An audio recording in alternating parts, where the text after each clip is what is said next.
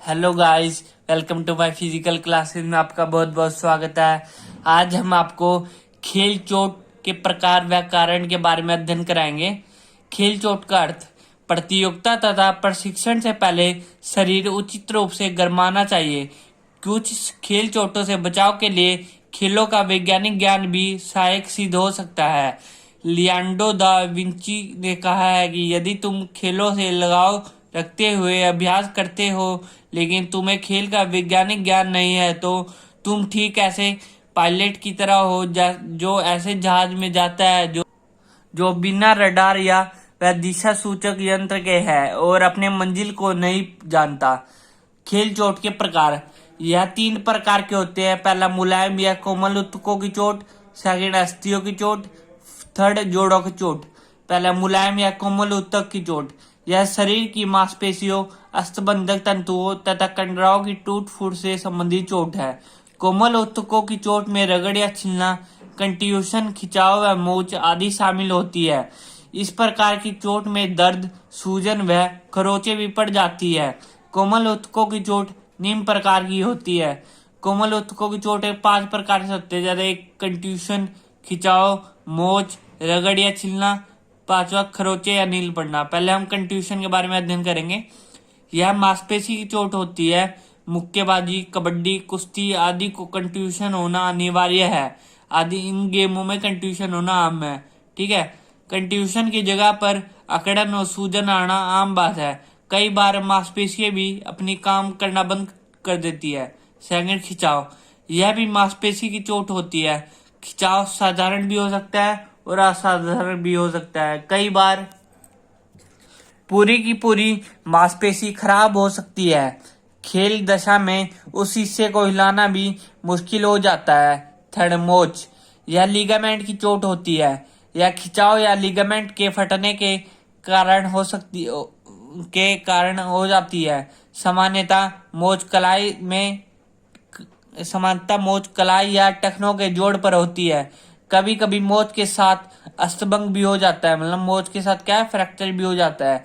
ऐसे में सूजन बहुत अधिक हो जाती है। इसके अतिरिक्त दर्द भी होता है। कई बार लिगामेंट ढीला हो जाता है। फोर्थ, रगड़ या छिलना। यह त्वचा की चोट होती है। यह किसी उपकरण के साथ रगड़ने के परिणामस्वरूप हो जाता है। कभी कभी नीचे गिरने से भी हो सकता है। रगड़ या छिलना त्वचा के ऊपरी भाग पर होता है। फिफ्थ, खरोंचे या नील पड़ना।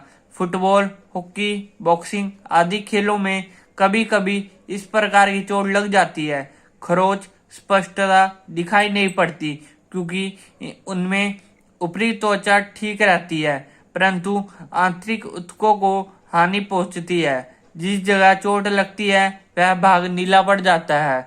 अब अस्थि की चोट, फ्रैक्चर। हड्डियों के टूटने के स्थान पर दर्द, सूजन तथा रक्तस्राव भी हो जाता है। अस्थियों की चोट निम्न प्रकार की होती है। जो फ्रैक्चर होता है ना, वो 6 प्रकार का होता है। पहला साधारण अस्थभंग, सेकंड विवृत अस्थभंग, थर्ड जटिल अस्थभंग, कच्ची अस्थभंग, बहुखंड अस्थभंग, प्रचंडी अस्थभंग। मतलब 6 प्रकार का फ्रैक्चर होता है। पहले हम साधारण अस्थभंग के बारे में अध्ययन करेंगे। जब किसी भी प्रकार के घाव के बिना अस्थभंग हो जाता है उसे साधारण अस्थभंग कहा जाता है। सेकंड, विवृत अस्थभंग। जब अस्थि के टूटने के साथ साथ त्वचा और मांसपेशियों को भी नुकसान होता है। इस प्रकार के अस्थभंग में टूटी हुई हड्डी त्वचा को फाड़कर बाहर आ जाती है। थर्ड, जटिल अस्थभंग। इसमें टूटी हुई हड्डी आंतरिक अंग को भी हानि पहुंचा सकती है। इस प्रकार के अस्थभंग प्राय बहुत जटिल या खतरनाक होते हैं। इस प्रकार के अस्थभंग ऊंची कूद तथा बांस कूद वाले खिलाड़ियों को होती है।